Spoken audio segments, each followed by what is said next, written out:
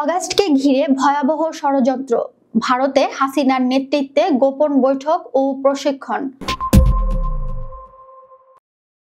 August মাস ঘিরে দেশে অস্থিরতা সৃষ্টির গভীর ষড়যন্ত্রে লিপ্ত পলাতক ফ্যাসিবাদী আওয়ামী লীগ। শোকের মাস হিসেবে পরিচিত অগাস্টকে আবেগের ঢাল বানিয়ে অন্তর্বর্তীকালীন সরকারকে চাপের মুখে ফেলতে চাইছে দলটি।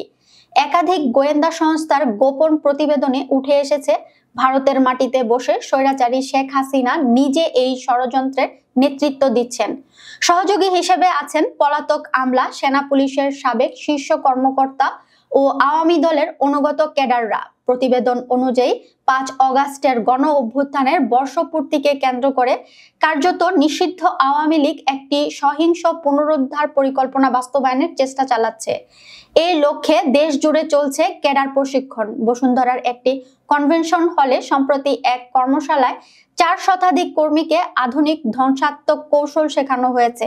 একইভাবে গোপালগঞ্জকে বেছে নেওয়া হয়েছে ক্যাডার প্রস্তুতির জন্য নিরাপদ অঞ্চল হিসেবে। বিশেষ সূত্র জানায়, এই পরিকল্পনায় দায়িত্ব ভাগ করে দেওয়া হয়েছে ঢাকা সহ সব সিটি কর্পোরেশন ও জেলা পর্যায়ে। দায়িত্বপ্রাপ্ত নেতাদের নির্দেশনা দিচ্ছেন পলাতক সাবেক স্বরাষ্ট্রমন্ত্রী আসাদুজ্জামান খান কামাল, যিনি বর্তমানে ভারতে অবস্থান করছেন। শেখ হাসিনার সরাসরি নির্দেশনায় তিনি তার নিজস্ব বাহিনী গঠন করেছেন এবং দেশ ও বিদেশে প্রশিক্ষণ কার্যক্রম চালাচ্ছেন।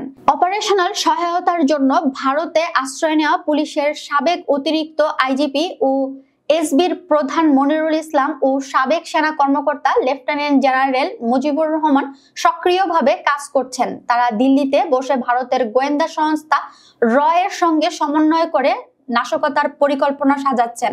বিশেষ করে হিট অ্যান্ড রান পদ্ধতিতে কৌশলগত হামলার ছক তৈরি করা হয়েছে। বিশ্লেষণে উঠে এসেছে, প্রথম ধাপে পুলিশের মনোবল ভেঙে দেওয়ার পরিকল্পনা রয়েছে। এজন্য ফোর্সের মধ্যে লোক নিয়োগ দিয়েছিল আওয়ামী লীগ। গোয়েন্দা রিপোর্টে বেনজির আহমেদের একটি ফাঁস হওয়া অডিওকে বিশেষভাবে গুরুত্ব দেওয়া হয়েছে, যেখানে তিনি বলেন, গত 16 বছরে আওয়ামী লীগ পুলিশের ভেতরে বহু অনুগত অফিসার ঢুকিয়েছে যারা সংকটময় মুহূর্তে দলের পক্ষে সক্রিয় হবে। আর্থিক দিক নিশ্চিত করতে সুইজারল্যান্ডে অবস্থানরত সামিট গ্রুপের মালিক আজিজ খানকে ফান্ড ব্যবস্থাপনার দায়িত্ব দেওয়া হয়েছে। ভারতে অবস্থানরত নেতাদের কাছে হুন্ডির মাধ্যমে অর্থ পাঠানো হচ্ছে। দেশেও বিতর্কিত কিছু নেতার মাধ্যমে অর্থ বিতরণ চলছে। সচিবালয় ও উত্তরা দিয়াবাড়ি এলাকায় সাম্প্রতিক হামলাগুলোর সঙ্গে আওয়ামী লীগের ক্যাডারদের জড়িত থাকার প্রমাণ পেয়েছে গোয়েন্দারা। 22 জুলাই সচিবালয়ে ভাঙচুর ও শাহবাগ দখলের চেষ্টায় গ্রেফতার অভিষেক সিকদার, খোরশেদ আলম ও শাকিল, 3 জনই নিষিদ্ধ ছাত্রলীগ ও কার্যত নিষিদ্ধ আওয়ামী পরিবারের সদস্য।